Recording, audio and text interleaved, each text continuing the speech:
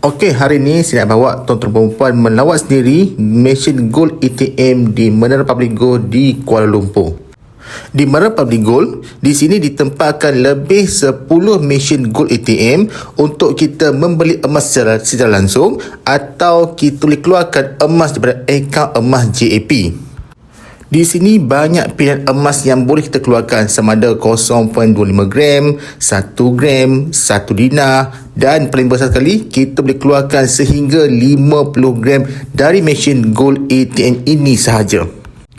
Dan yang paling menarik pula, kita boleh keluarkan barang kemas daripada mesin Gold ATM dari akaun emas JAP. Itu yang paling menarik bila kita melawat sendiri di Menara Public Gold.